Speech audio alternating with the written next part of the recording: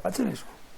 Eccoci qua, siamo sempre con il presidente della CNA del Veneto, Moreno De Col. Il tema è abbastanza pernicioso e cruciale, ovvero se tante persone, tante anche e soprattutto giovani, non scelgono più questa professione, tante professioni artigiane, perché non sono poche, eccetera, molteplici con tante sfaccettature che poi possono aprire la porta anche dell'essere libero professionista, imprenditore, perché c'è questa possibilità. Dove sta il problema? Lei diceva bisogna trovare una soluzione, ma il problema secondo lei dove sta? Il problema potremmo dire che c'è da una parte prendiamo alla fine, una comunicazione diversa che dovremmo fare anche noi come piccoli imprenditori, come corpo intermedio di rappresentanza per comunicare quello che facciamo. Ad esempio il maestro artigiano che è stato istituito dalla Regione Veneto e ha avuto un notevole successo anche di partecipazione è un elemento di qualità che dimostra, diciamo, che se un ragazzo va a lavorare in una bottega in cui c'è il maestro artigiano, è una bottega scuola, possiamo definirla, e quindi può acquisire professionalità, capacità, però questo elemento bisogna comunque veicolarlo. Però questo del maestro artigiano è di appeal per i giovani di adesso? Perché una volta sì, però adesso bisogna capirlo. Certo, questo è Lei ha fatto un esempio prima fuori onda eclatante, lei dice nella zona di montagna del Bellunese c'è una grandissima realtà aziendale che tutti conoscono, che ha attuato un piano di welfare e i famosi 4 giorni lavorativi, per esempio, esatto, che potrebbe avvicinarsi al settore artigiano, perché poi stiamo parlando di occhialeria. No, ma questo è vero, però noi, diciamo, che rappresentiamo le piccole imprese, dobbiamo tendere a quello, cioè dobbiamo riuscire, e in parte già lo facciamo, con l'ente bilaterale che abbiamo con l'EBAV, con altre situazioni che possiamo gestire, dar comunque una possibilità di welfare ai nostri dipendenti, dare la possibilità ai dipendenti di una crescita effettiva all'interno della piccola impresa, tale per cui possono diventare imprenditori anche loro tra un po' di anni quando hanno acquisito l'esperienza.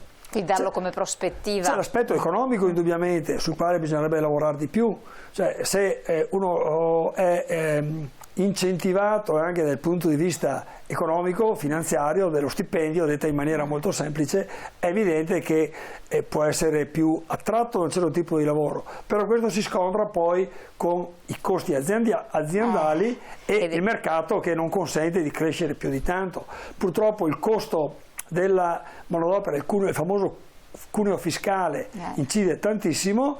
Le azioni fatte dal governo con la riduzione vanno la legge finanziaria nella direzione giusta, però c'è ancora strada da fare. È evidente che dobbiamo mettere insieme tante cose, ma secondo me prima di tutto, insomma, sicuramente importante è un aspetto sul quale cerco di insistere quando mi capita di parlare di questi argomenti, l'aspetto di tipo anche, possiamo definirlo, culturale, ovvero il lavoro manuale, il lavoro sulle cose, il lavoro di costruzione di qualcosa è sempre considerato un lavoro di serie B rispetto a chi lavora in un ufficio o chi fa un lavoro di tipo diverso, diciamo. È un messaggio che nel tempo si è trasmesso e questo non è sicuramente una cosa positiva e apprezzabile. Bisognerebbe anche trasmettere che il messaggio che se uno costruisce un qualche cosa, quella cosa l'ha fatta lui oppure ha contribuito insieme ad altri a costruire un qualche cosa che poi dura nel tempo, o la riparazione di un motore, di soddisfazione, di un elettrodomestico. Purtroppo siamo in un momento adesso in cui si butta via tutto, non c'è la riparazione di niente. Ma stiamo tornando un po' indietro, esatto. Quando parliamo di compatibilità ambientale, di sostenibilità ambientale, vuol dire che la cosa non la devi prendere e buttare via, ma devi recuperarla. E in effetti, da quel punto di vista, il ruolo dell'artigiano che ripara le cose, che è in grado di ripararle, di metterle a posto, di farle funzionare. E quindi ti dà valore alle cose che durano, che sono riparabili. Anche questo è un elemento qualitativo, diciamo, in più, no? Quindi bisognerebbe sforzarsi tutti insieme di trasmettere un messaggio di questo tipo, che poi deve essere supportato dai fatti, dalle cose. Esatto. Effettivamente. No, ma infatti stavo pensando, lei diceva il lavoro impiegatizio ha un valore così da fuori maggiore, in realtà l'artigiano che di adesso, lei ha citato non so, il settore dell'automotive per esempio, lavora in guanti, in camice bianco, camice bianche, guanti bianchi, cioè sembra di entrare in sala operatoria, ma così anche altri settori artigiani dell'enogastronomia. Ormai stiamo parlando di luoghi dove veramente ci sono le eccellenze e si lavora in guanti. Ma lo stesso nel settore della meccanica, abbiamo lavorazioni, macchine che lavorano su 5 assi che devono essere programmate, e uno deve avere la competenza anche informatica per programmarle, per farle andare. Però tutto questo, se resta relegato a grandi realtà o a multinazionali eccetera, lei ha fatto l'esempio prima dell'occhialeria ed è eclatante, perché più semplice di così, però è eclatante. Se invece uno vede la bottega artigiana con 4 operai che lavorano lì, che si ammazzano di lavoro con turni, sovraturni, perché devi comunque fare la commessa è quella, eccetera, che magari hanno sopra la testa un titolare che ha una certa età, non ha neanche una cultura, che si rivolge loro anche in dialetto, loro magari hanno studiato, peggio ancora si hanno fatto l'ITS nelle scuole superiori, non accettano questa situazione. No, sicuramente. Capisce? Quindi c'è un passaggio da sta fare. Cambiando, comunque sta cambiando, cioè la situazione, ci saranno casi di questo tipo, ma generalmente ormai diciamo il rinnovamento che c'è stato anche all'interno delle aziende con nuovi imprenditori sta andando su quella strada lì, cioè sta portando anche le piccole imprese a essere molto attenti alla sostenibilità, all'adeguamento tecnologico digitale. C'è notevole ricerca, notevole attenzione a questo, perché anche il piccolo che lavora poi in una catena del valore e quindi deve produrre per altri, se non si adegua dal punto di vista anche tecnologico, è escluso da quel tipo di mercato, quindi deve per forza di cose crescere e migliorare al suo interno, sia nei mezzi di produzione che nel sistema di produzione che ha.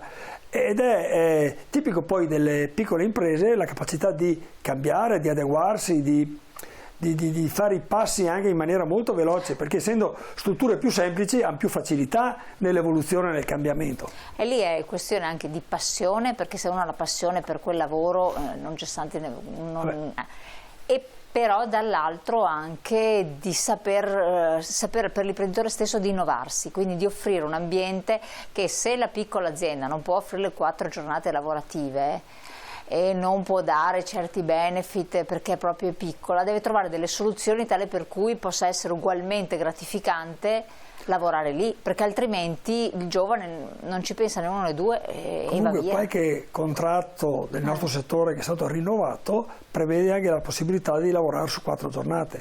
Poi è da capire se l'impresa è in grado di applicarlo o meno, ma infatti sono elementi che già sono stati pian pianino introdotti anche nel nostro mondo, perché c'è l'esigenza, cioè ormai la persona in quanto individuo ha la necessità di stare di più o con la famiglia, con le proprie passioni, gestire il proprio tempo nella maniera migliore, ovviamente, no? Ed è giusto che sia anche così. Cioè, no? È passato il tempo in cui il modello Veneto uno lavorava 7 giorni su 7, 12 ore al giorno, che ha fatto crescere la nostra regione, cioè ci ha portato al livello che abbiamo adesso. Però quel modello ormai è morto, è sepolto, si sta modificando chiaramente e deve adeguarsi anche ai temi appunto della sostenibilità ambientale, della sostenibilità dal punto di vista del sociale, alla governance, cioè il famoso ESG, diciamo, che è sulla bocca di tutti e determina i criteri per i quali un'azienda è sostenibile o più o meno sostenibile. Chiaramente lo stiamo affrontando anche nelle piccole imprese. Noi abbiamo un accordo con Ca' Foscari, con l'Università di Venezia, per affiancare le imprese pian pianino ad acquisire le conoscenze e gli elementi per valutare i propri livelli di compatibilità dal punto di vista della sostenibilità, quei famosi criteri ESG, diciamo. Certo. Quindi, ma c'è recettività da parte degli imprenditori artigiani di questo? E dei più giovani, sì, dei giovani, quelli un po' più illuminati, quelli che insomma riusciamo anche noi come associazione ad avvicinare e a far crescere, ma non sono tutti quanti con la tuta nera con le mani sporche, voglio dire, la gente che ragiona con la testa e capisce che se vuol far crescere la propria azienda pur rimanendo anche piccolo, senza la necessità di diventare una grandissima impresa, ha comunque la necessità di affrontare quelle tematiche che da oggi in avanti sono chieste anche dalle banche per concedere il credito. Torniamo sul ragionamento di prima. Ancora è un elemento valutabile poco, però pian pianino, nel momento in cui uno va a chiedere il credito alla banca per il fido, per un finanziamento o altro, oltre ai rating dati dal bilancio, dalla situazione patrimoniale, dalla sostenibilità dal punto di vista economico dell'azienda, la banca comincerà a guardare anche i criteri di sostenibilità generale di questo tipo, e sarà sempre di più così. Quindi è compito nostro come ente come intermedio, come corpo intermedio, di affiancare e aiutare le imprese a raggiungere questi obiettivi, e pian pianino stiamo operando su questo. Insomma, ci siamo appoggiati appunto all'università per le competenze che l'università può dare, anche per le eccellenze che ha, ma anche per i giovani che lavorano dentro, e quindi il rapporto con i giovani che lavorano all'interno dell'università è un elemento che fa crescere anche, no? In generale anche la nostra associazione stessa, insomma. Questo assolutamente. E il passaggio generazionale come lo state affrontando? Questo è un elemento molto molto critico. Anche a livello nazionale stiamo ragionando, cioè CNA nazionale sta ragionando su questo, e dobbiamo trovare la forma e il modo per cui le persone che vanno in pensione, ad esempio il personale che va in pensione, possa in qualche misura rimanere all'interno dell'azienda per far da scuola a chi è ancora dentro che lavora, ai giovani che ci sono dentro. Questo è uno dei passaggi che non è ancora strutturato dal punto di vista dei contratti o altro, ma sul quale bisognerebbe lavorare. Un problema grosso invece è quello proprio del passaggio generazionale dall'imprenditore, perché se tradizionalmente c'è il figlio o la figlia che prosegue, diciamo, o un familiare, diciamo, che prosegue l'attività, la cosa può andare avanti, ma se all'interno della famiglia non c'è l'interesse, in quel caso cosa si fa? O qualcuno dei dipendenti che già lavorano è in grado, in qualche misura supportato magari con forme di agevolazioni fiscali, di finanziamento, di affiancamento dal punto di vista anche procedurale o altro, può prendere in mano l'impresa, e casi di questo succedono, può proseguire. Altrimenti, se uno lavora da solo, non ha nessuno, chiaramente rientra in quelle imprese che dicevamo prima, che sono chiuse, che non hanno avuto la possibilità di crescere. Grazie Presidente, torniamo su questi temi, più che altro affrontiamo anche le novità che ci possono essere state, che interessano anche molti che ci seguono, della legge di bilancio. Lo facciamo dopo la pubblicità, quindi tra pochi secondi affrontiamo questo tema, ci sono alcuni risvolti anche molto importanti, a tra poco.